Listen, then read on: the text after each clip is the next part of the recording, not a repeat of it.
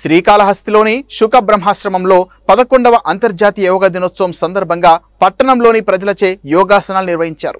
ఆశ్రమ పీఠాధిపతులు విద్యా స్వరూపానంద స్వామి, సర్వాత్మ నందగిరి స్వామి ఆధ్వర్యంలో యోగా గురువు మార్కండేయులు ప్రజల చేత వివిధ ఆసనాలు వేయించారు. ఈ సందర్భంగా యోగా గురువు మార్కండేయులు మాట్లాడుతూ మనిషికి సమస్త సౌకర్యాలు ఉన్నప్పటికీ మనశ్శాంతి కరువైందన్నారు. యోగాసనం ద్వారా మనశ్శాంతి పొందవచ్చన్నారు.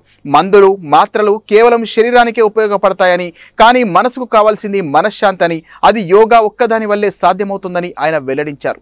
పీఠాధిపతి సర్వాత్మానంద గిరిస్వామి మాట్లాడుతూ యోగాసనం అన్నది మనిషి యొక్క దినచర్యలో ఒక భాగం అవ్వాలని ఆయన అన్నారు.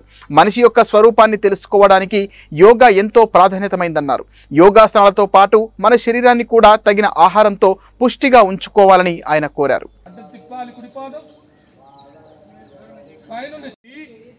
మోచేది వంచకూడదు, మోకాళ్ళు వంచకూడదు, నడుం తిప్పి తల తిప్పి పైన చేతిని చూస్తూ శ్వాస తీసుకుంటూ వదులుతూ ఉండాలి.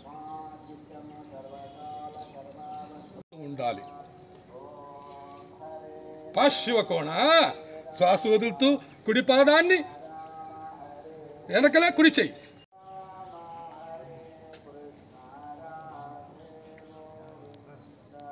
సమస్థితి, చక్కగా దండాసన స్థితి ఇలా వచ్చేసేయండి. అనంతమైన సుఖం సాధించుకోవడానికి మనం సంపాదించుకున్నాం. చాలా ఖర్చు పెట్టి, పుణ్యం అనే ఖర్చు పెట్టి ఈ శరీరం సంపాదించాము.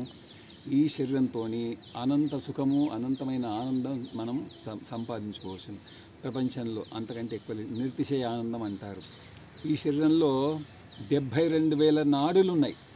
ఆ నాడులన్నీ కూడా సరిగ్గా పనిచేస్తుంటే శరీరం యోగ్యతగా ఉంటుంది.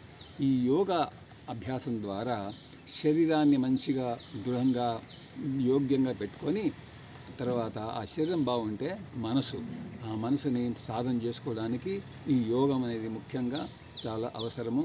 ఇది ఏదో ఒక దినం కాకుండా ప్రతిరోజు కూడా జీవిత పర్యంతము దాన్ని చేస్తుంటే ఆ శరీరం అనేది మనకు స్పృహ లేకుండా అయిపోయే స్థితి రావాలి మనకు.